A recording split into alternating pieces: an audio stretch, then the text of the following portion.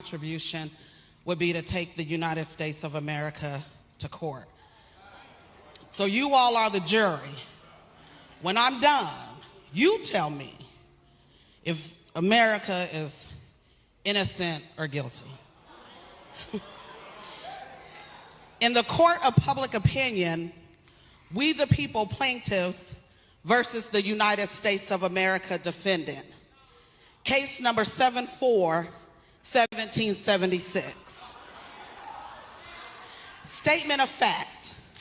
We the people assert that we live in the United States of America, which was established in 1776 to form a more perfect union, establish justice, ensure domestic tranquility, provide for the common defense, promote the general welfare, and secure the blessings of liberty to ourselves and our posterity. We assert that we were promised life, liberty, and the pursuit of happiness and justice for all. The plaintiff further assert that said promises were distributed unequally, if at all. Evidence will show that the United States of America systematically worked to undermine the promises on which it claims to stand. Count 1, breach of promise. The founding fathers of the United States wrote, "We hold these truths to be self-evident, that all men are created equal."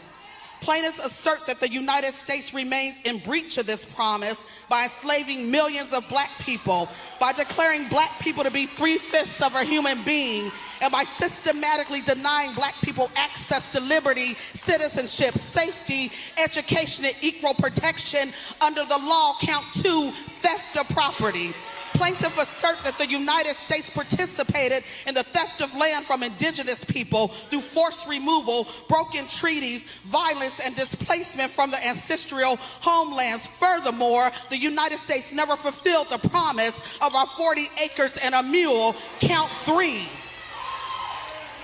Theft of labor. The United States has long proclaimed itself to be the land of opportunity, promising that through hard work, determination, and pulling yourself up by your bootstraps, anyone can rise. Plaintiff asserts that the United States built much of its wealth through the theft of black labor by enslaving millions of black people, forcing us to cultivate the land, harvest the crops, construct the buildings, care for the children of enslavers, and generate enormous economic wealth without compensation, freedom, recognition of our humanity, and currently has no direct plan for reparations. Count 4, medical malpractice. Plaintiff asserts that the United States has repeatedly used the bodies of men, women, and children for medical experimentation, exploitation, and abuse without consent.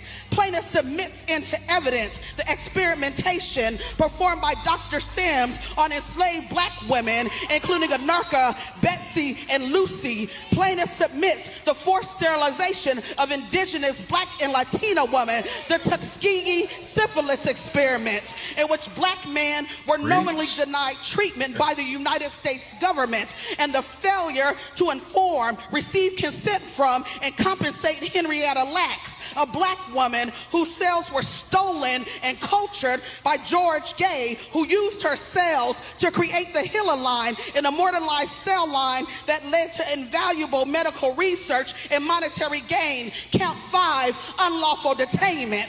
Plaintiff asserts that the United States unlawfully detained millions of black people during enslavement. Also, while the United States of America publicly celebrates emancipation, it simultaneously preserved a constitutional pathway for the continuation of enslavement. Plaintiff submits into evidence the 13th Amendment of the Constitution, which states neither slavery nor involuntary servitude except as punishment for a crime whereof the party should have been duly convicted shall exist within the United States. Plaintiff further asserts that the exception clause contained within the 13th Amendment enables the United States to perpetuate the system of forced labor and mass incarceration, resulting in the imprisonment of approximately 2 million people. Count 6, erasure of history. Plaintiff asserts that the United States has repeatedly attempted to conceal and minimize its crimes against humanity through the whitewashing, distortion, and erasure of history. Count 7, state-sanctioned violence.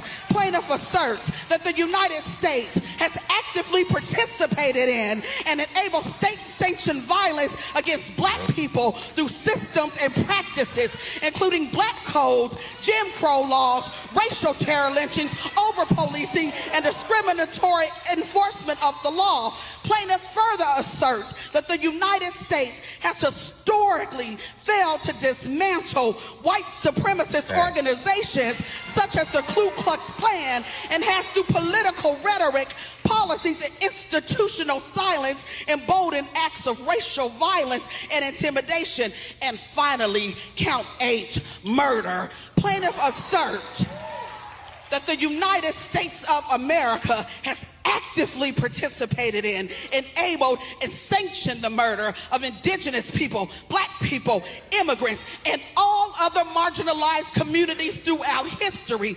Plaintiff submits into evidence the genocide of indigenous people, the deaths of black people during the transatlantic slave trade and enslavement, racial terror lynchings, state-sanctioned violence, police killings, vigilante violence, and the systematic neglect of vulnerable populations whose deaths were deemed acceptable in pursuit of power and profit and control. Plaintiff further asserts that the United States has not confined its violence to its own shores. Oh, no, no, no. The United States has exported death, destruction, chaos, and suffering across the globe.